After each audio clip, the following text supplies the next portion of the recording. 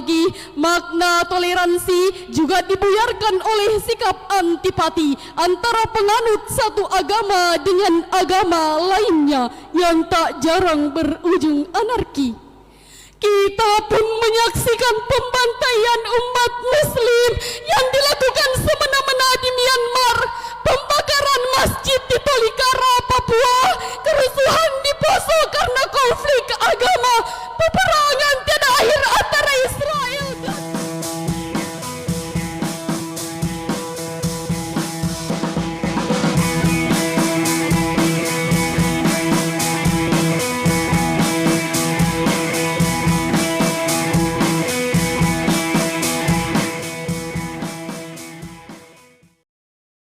Bismillahirrahmanirrahim. Assalamualaikum warahmatullahi wabarakatuh.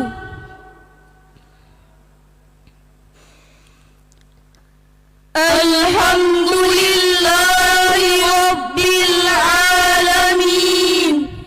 Wassalatu wassalamu ala ashrafil anbiya'i wal mursalin Sayyidina Muhammadin wa ala alihi wa sahbihi ajma'in.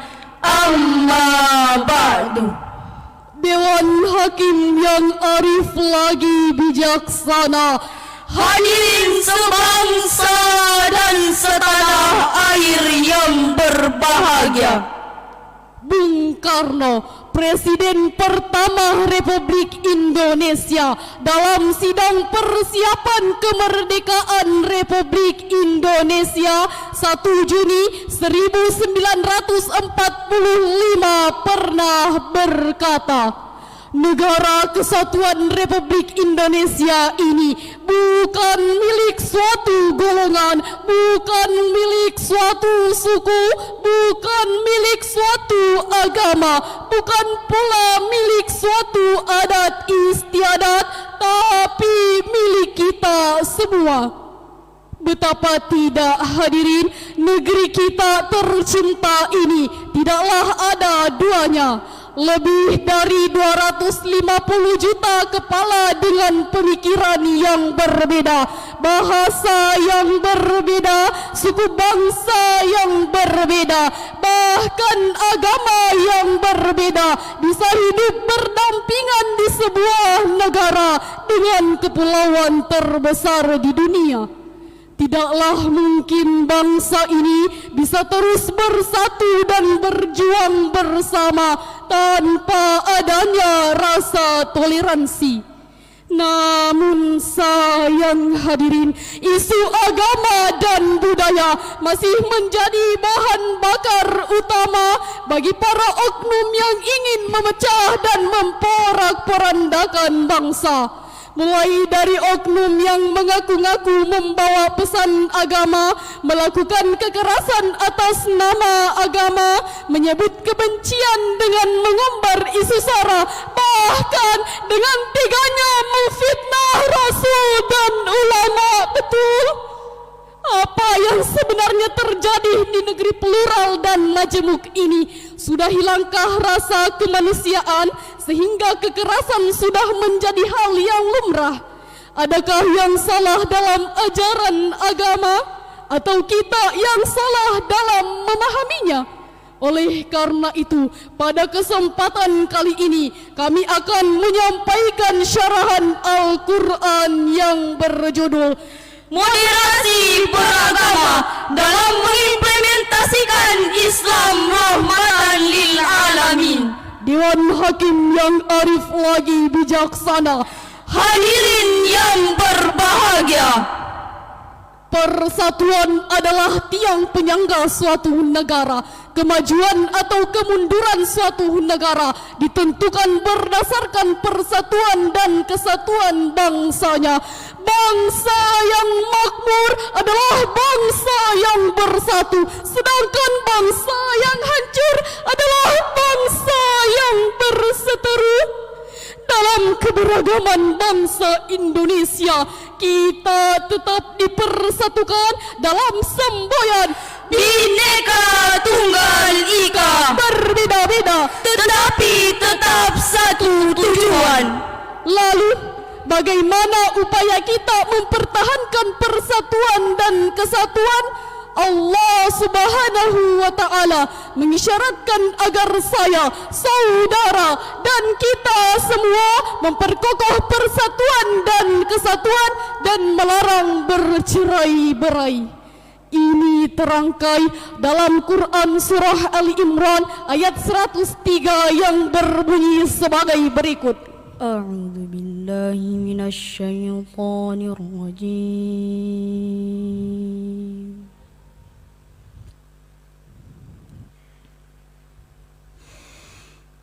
Bismillahirrahmanirrahim.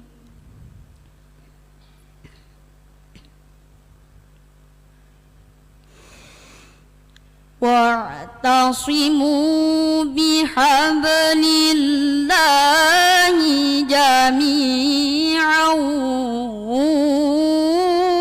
wa la tafarraqu.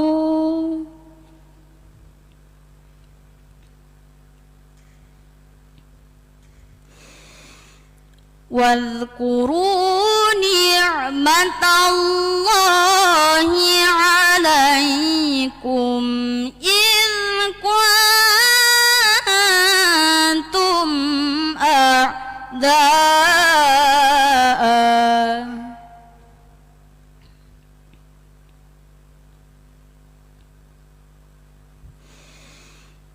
فألف بين قلوبكم فأصبحتم بنعمته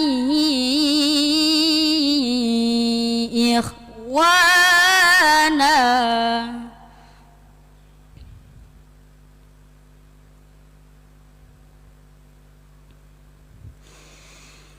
وكنتم على شفا حفرة من النار فأنقذكم منها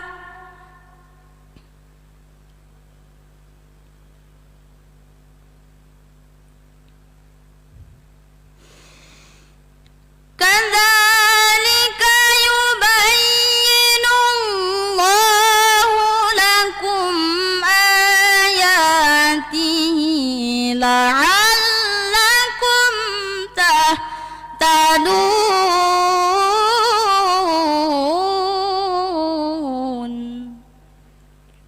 Aku berlindung kepada Allah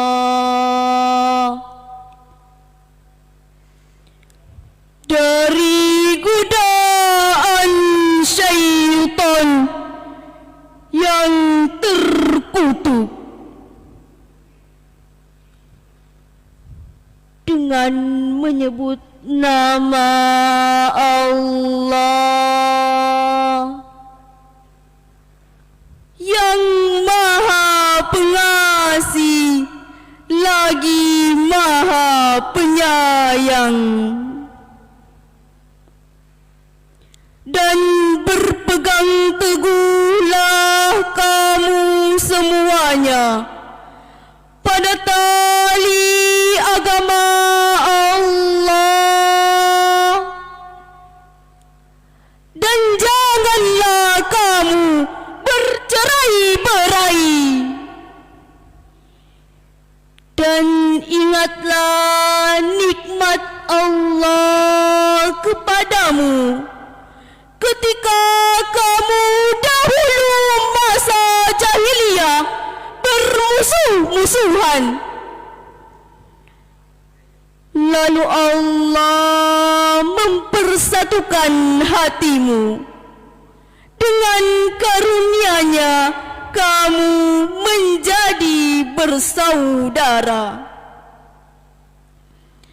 Sedangkan ketika itu kamu berada di tepi jurang neraka,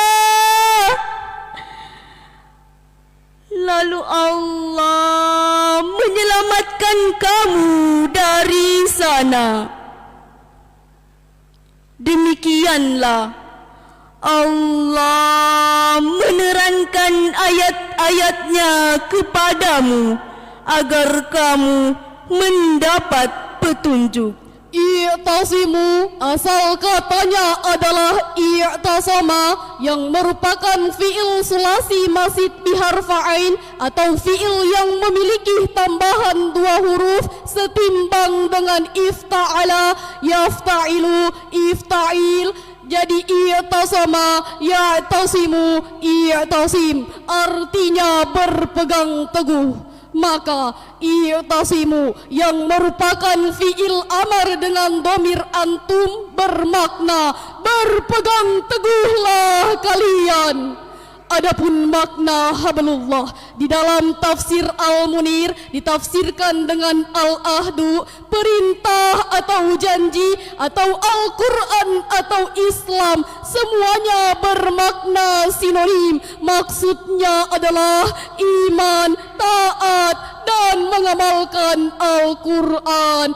Hal ini berdasarkan sabda Rasulullah sallallahu alaihi wasallam yang diriwayatkan oleh Imam Tirmizi. Al-Quran wa huwa hablullahil matin wa nuruhul mubin wa la tanqadi ajaibuh wa la tafna ghoraibuh wa la yakhlaqu ala kathratir raddi. Man qala bihi sadaq wa man amila bihi rashad wa man i'tasama bihi hudiya ila siratim mustaqim.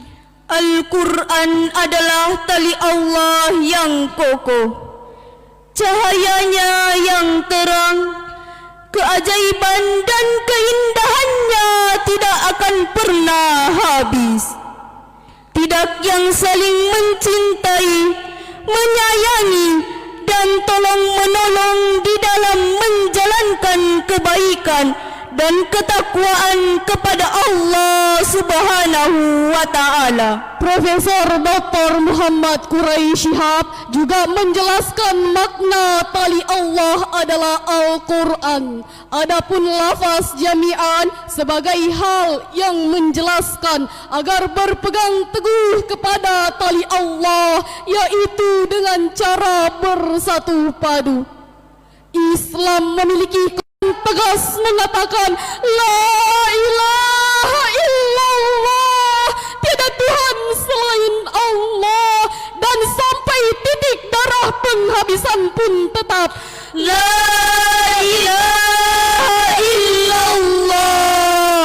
Namun demikian hadirin, Islam tidak pernah mengganggu akidah agama lain. Islam juga bukan agama teroris, tetapi Islam adalah agama rahmatan lil alamin, yakni agama yang memberi rahmat bagi seluruh alam. Oleh karena itu hadirin, jangan sampai dalam menyampaikan ajaran kebaikan terselip sikap memaksa apalagi memicu peperangan, karena hanya hidayah Allah yang akan mendatangkan. Sebagaimana firman Allah di dalam Quran surah Yunus ayat 99 yang berbunyi sebagai berikut. Walau syaa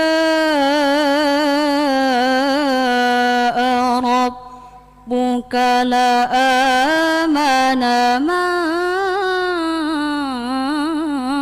fil ardi kulluhum jami'a.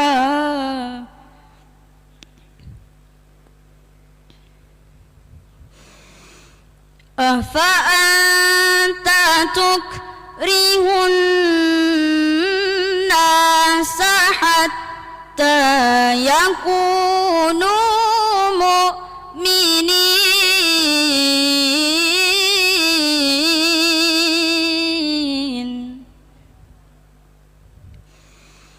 Afa'anta tukrihun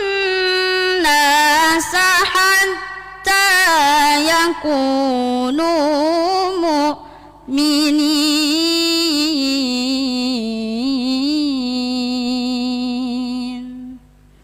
Dan jikalau Tuhanmu menghendaki, tentulah beriman semua orang di muka bumi seluruhnya. Maka apakah kamu hendak memaksa manusia supaya mereka menjadi orang yang beriman semuanya? Wahbah As-Suhaili di dalam kitab tafsir Al-Munir menjelaskan, walau syaa rabbuka la amana man fil ardi kulluhum jami'an. Dan jika Tuhanmu menghendaki, tentulah beriman semua orang di muka bumi seluruhnya. Akan tetapi Allah mempunyai hikmah terhadap apa yang dilakukannya. Selanjutnya, afa anta tukrihun nas, apakah kamu hendak memaksa manusia? Huruf hamzah merupakan istifham lil ingkar, pertanyaan untuk pengingkaran. Didahului dhamir dari fiil untuk menunjukkan bahwa menyalahi kehendak adalah mustahil dan tidak mungkin keberhasilan bisa dicapai jika dengan pemaksaan. Bila kita kaitkan ayat tadi dengan kondisi saat ini, istilah toleransi tidaklah jarang terdistorsi dan didramatisasi menjadi serial yang penuh intrik. Dibuatlah konsep sedemikian rupa lalu mencampur adukan antara yang boleh dan tidak boleh. Belum lagi makna toleransi juga dibuyarkan oleh sikap antipati antara penganut satu agama dengan agama lainnya yang tak jarang berujung anarki. Kita pun menyaksikan pembantaian umat muslim yang dilakukan semena-mena di Myanmar, pembakaran masjid di Tolikara, Papua, kerusuhan di Poso karena konflik agama, peperangan tiada akhir antara Israel dan Palestina, Pakistan dan India, bahkan munculnya gerakan ISIS yang merusak nama baik dan citra Islam di mata dunia. Betul hadirin? Hadirin wal hadirat yang dirahmati Allah Subhanahu wa Ta'ala. Dengan demikian firman Allah ini menerangkan kepada kita umat Islam agar tidak saling menghina, melecehkan dan memaksa ajaran Islam kepada penganut agama lain. Biarkanlah kaum Kristiani mengamalkan ajaran cinta kasih Isa Al-Masih. Silahkan umat Hindu menjalankan ajaran Dharma Siddhartha Gautama. Jika setiap pemeluk agama sudah mengamalkan sikap tersebut, Allah akan memberikan ampunan serta keberkahan kepada kita semua. Hadirin sebangsa dan setanah air yang kami hormati, dari uraian ini dapat diambil kesimpulan bahwa untuk membina moderasi beragama dalam mengimplementasikan Islam rahmatan lil alamin di negeri ini, kita harus saling bertoleransi, saling menghargai dan saling menghormati. Ingatlah, jangan mengganggu dan mengusik agama ini, karena Islam tidak pernah mengajarkan untuk mengganggu akidah agama lain. Jika sikap ini yang kita budayakan, insya Allah masyarakat beriman dan bertakwa akan terbentuk, kerukunan beragama akan terwujud. Amin, amin ya rabbal alamin.